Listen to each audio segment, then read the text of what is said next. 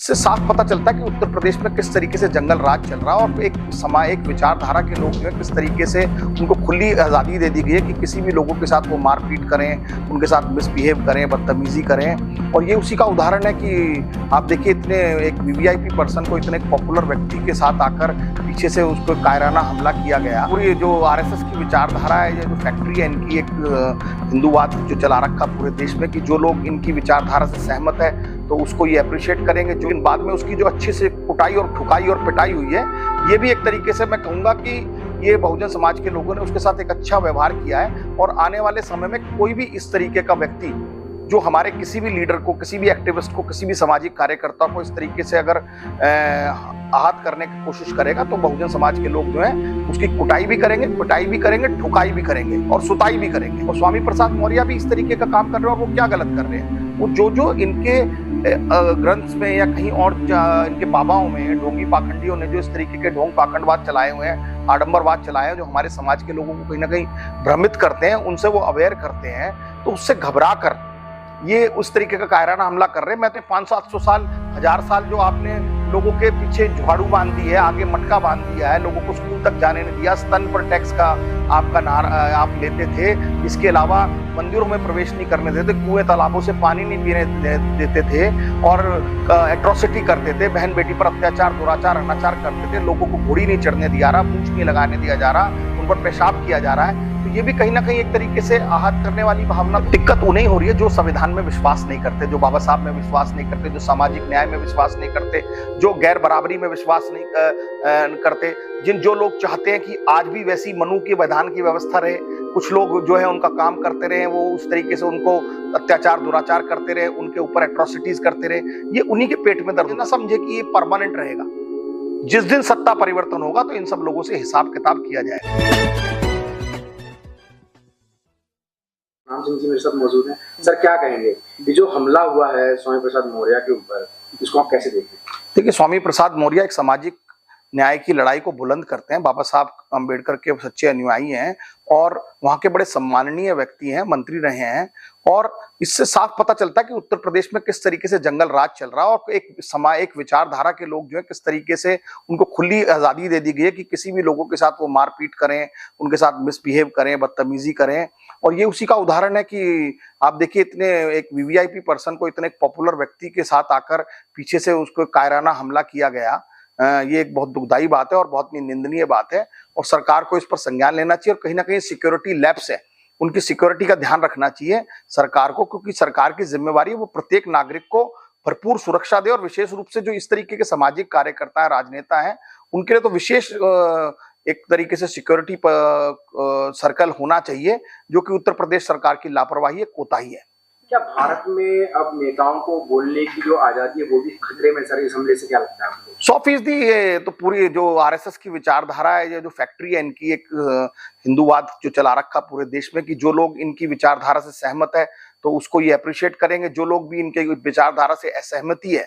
तो यानी कि जो एक सहिष्णुता वाला मामला है कि विचारधारा में वैचारिक मतभेद हो सकते हैं, तो ये भारतीय जनता पार्टी की सरकार, आरएसएस की विचारधारा इसको कहीं भी मानती नहीं है। और जो इनकी विचारधारा को नहीं मानता, ये अपने इस तरीके गूंस और गुंडे छोड़कर उस तरीके से अटैक करते हैं और एक कायराना हमला करते हैं पीछे से। लेकिन मैं एक बात जरूर कहना चाहूंगा आपके टीवी के माध्यम से कि उस व्यक्ति को पता था कि वहां 200, 250, 300 उनके समर्थक हैं, वो एक बड़े नेता हैं, उन्होंने इस तरीके का कायराना हमला किया। लेकिन बाद में उसकी जो अच्छी से कुटाई और ठुकाई और पिटाई हुई है, ये भी एक तरीके से मैं कहूंगा कि ये बहुजन समाज के लोगों ने उसके साथ एक अच्छा व्यवहार किया है। और आने वाले समय में कोई भी इस तरीके का व्यक्ति जो हमारे किसी भी लीडर को, किसी भी एक्टिविस्ट को, किसी भी सामाजिक कार्यकर्ता को इस तरीके से अगर आहत करने की कोशिश करेगा तो बहुजन समाज के लोग जो हैं उसकी कुटाई भी करेंगे, पिटाई भी करेंगे, ठुकाई भी करेंगे और सुताई भी करेंगे।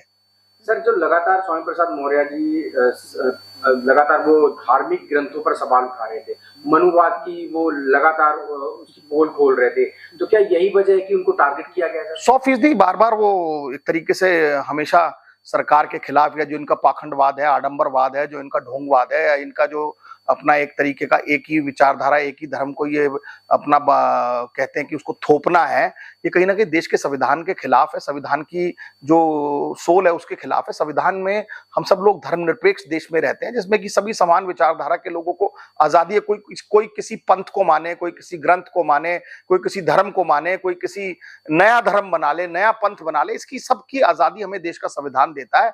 और स्वामी प्रसाद मौर्य भी इस तरीके का काम कर रहे हैं। और वो क्या गलत कर रहे हैं?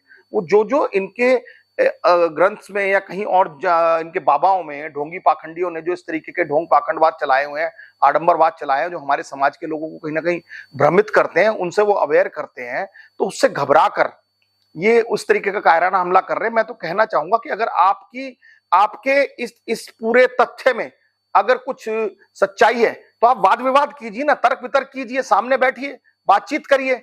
जो आपने पाखंडवाद फैलाया हुआ है, जो आपने ढोंगवाद फैलाया हुआ है, उसको आमने सामने बैठकर बात कीजिए ना। क्योंकि जो कमजोर व्यक्ति होता है, जिस पर तर्क नहीं होता, जो उसका सवाल का जवाब नहीं दे सकता, वो इस तरीके के कायराना हमले करता है या करवाता है। सर, देश में धार्मिक कट्टरता के खिलाफ बोलना भी क्या अपराध हो गया? बिल्कुल, धार्मिक कट्टरता के खिलाफ अपराध तो नहीं है, लेकिन ये जिस तरीके की विचारधारा, ये एक तरीके से रायबरेली तो हरनाम सिंह जी यही हुआ है, ये एक तरीके से थोप रही है एक विचारधारा, लेकिन ऐसा कतई होगा नहीं।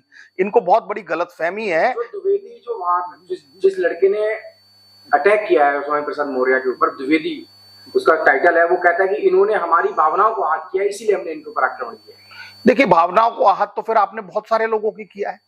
भावनाओं को फिर जो आपने 500-700 साल, 1000 साल जो आपने लोगों के पीछे झाड़ू बांध दी है, आगे मटका बांध दिया है, लोगों को स्कूल तक जाने नहीं दिया, स्तन पर टैक्स का आपका नारा आप लेते थे, इसके अलावा मंदिरों में प्रवेश नहीं करने देते, कुएं तालाबों से पानी नहीं पीने देते थे, और एट्रोसिटी करते थे, बहन बेटी पर अत्याचार, दुराचार, अनाचार करते थे, लोगों को घोड़ी नहीं चढ़ने दिया रहा, मूछ नहीं लगाने दिया जा रहा, उन पर पेशाब किया जा रहा है। तो ये भी कहीं ना कहीं एक तरीके से आहत करने वाली भावना तो है।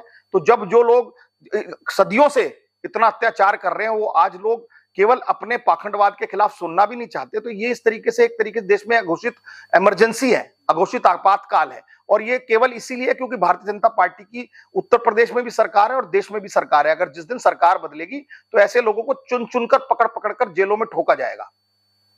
एक और सवाल है सर, लगातार पिछले कई सालों से संविधान को लेकर, क्योंकि संयुक्त मोर्चा के माध्यम से भी आपने संविधान बचाओ आंदोलन पूरे देश में लगातार चलाया, और वो मुहिम कहीं ना कहीं रंग भी लाई है। तो सवाल एक बड़ा खड़ा होता है कि अगर कोई नेता संविधान की बात करता है तो कुछ ताकतों को दिक्कत क्यों हो जाती है?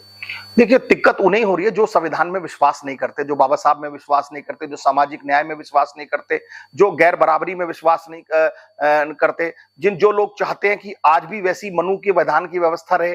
कुछ लोग जो है उनका काम करते रहे, वो उस तरीके से उनको अत्याचार दुराचार करते रहे, उनके ऊपर एट्रोसिटीज करते रहे, ये उन्हीं के पेट में दर्द होता। नहीं तो संविधान तो एक तरीके से मैं कहूं कि संविधान इतना सुंदर, इतना खूबसूरत, इतना बेहतरीन और इतना विश्व स्तरीय है कि संविधान में तो सबको खुली आजादी है।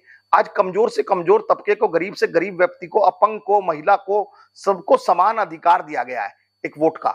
लेकिन फिर भी इस सरकार के आने के बाद मैं समझता हूं कि संविधान को बार बार तार तार करने की कोशिश करी जाती है। चाहे अभी जैसे वोट का माध्यम से ये देखिए किस तरीके से स्पेशल इंटेंसिव रिवीजन कर रहे हैं, जो हमारे गरीब लोगों के वोट काटने का काम कर रहे हैं।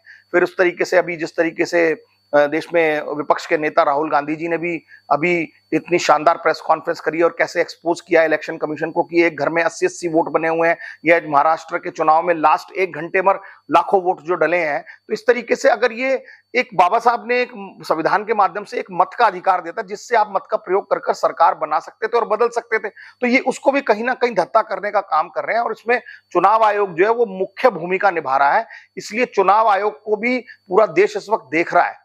आज लोग टीएन शेषन को याद करते हैं कि किस तरीके से उन्होंने पारदर्शी रूप से इस चुनाव आयोग को बेहतरीन बनाया था, लेकिन आज के चुनाव आयोग क्या काम कर रहे हैं, वो एक तरीके से भारतीय जनता पार्टी का मुखौटा ओढ़कर और उनका प्रवक्ता बनकर बात कर रहे हैं। तो ये ना समझे कि ये परमानेंट रहेगा। जिस दिन सत्ता परिवर्तन होगा तो इन सब लोगों से हिसाब किताब किया जाएगा। आखिरी में मेरा सवाल ये है कि लगातार देश में बहुजन आइडियोलॉजी या बाबा साहब की जो आइडियोलॉजी है वो लगातार फैल रही है, और अम्बेडकर का नाम देश ने विदेशों में भी लिया जा रहा है, कई जगह तो उनको पढ़ाया भी जा रहा है। तो क्या ये हमला जो स्वामी प्रसाद मौर्य पर जो हमला है, क्या वो देश में बहुजन आंदोलन पर हमला कह सकते हैं आप इसको? देखिए, ये तो स्वाभाविक है कि जब भी किसी एक सामाजिक कार्यकर्ता के साथ इस तरीके का व्यवहार होता है तो कहीं ना कहीं जो लोग हैं उनके अंदर उनके प्रति हीन भावना रहती है। वो समझते हैं कि आज भी उसी प्रकार का विधान है कि किस तरीके से हम पिछड़ों को, अति पिछड़ों को, शूद्रों को हम कहीं भी मार पीट सकते हैं, उनको धमका सकते हैं, उनको डरा सकते हैं, उनको गाली गलौज कर सकते हैं, उनके खिलाफ कुछ भी कर सकते हैं। तो ये वही मानसिकता है, और इस तरीके की मानसिकता केवल ना केवल स्वामी प्रसाद मौर्य जी को झेलनी पड़ रही है, हजारों सैकड़ों ऐसे कार्यकर्ता हैं जो दिन रात इस तरीके का सामाजिक आंदोलन का काम कर रहे हैं, गैर बराबरी मिटाने का कार्यक्रम चला रहे हैं, लोगों को अवेयरनेस करने का काम कर रहे हैं, लोगों को कैडर कैंप लगा रहे हैं। उन सब लोगों को ये सब मुश्किलात झेलनी पड़ रही है, और ऐसी मुश्किलात झेलने की वजह से ही मैं समझता हूं कि जो ये बहुजन आंदोलन बीच में थोड़ा वीक हुआ था, लेकिन अभी काफी हद तक मैं कहता हूं कि बहुजन आंदोलन बहुत तेजी पर है, और आने वाला समय वो जब जल्द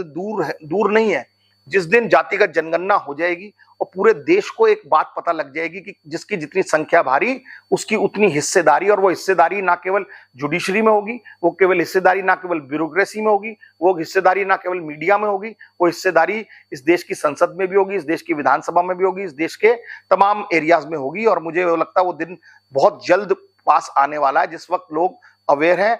आज बाबा साहब की विचारधारा को मैं समझता हूं उनके कट्टर विरोधी लोग भी जो हैं वो मानने लगे, और आज यही नजरिया है कि आज तमाम वो जो पॉलिटिकल पार्टीज जो बाबा साहब के नाम लेने से हिचकती थी या उनको अपनाती नहीं थी, आज उन पार्टियों को भी मजबूरीवश बाबा साहब का चित्र लगाकर आज ये होड़ मची हुई है कि हर पार्टी जो है वो कहती है हम बाबा साहब के सच्चे अनुयायी हैं। तो ये एक तरीके से मैं दिखाता हूं कि ये आंदोलन की ही एक कसक है कि जिस तरीके से सारी पॉलिटिकल पार्टियां बाबा साहब को अपनाने पर लगी हुई है। शुक्रिया।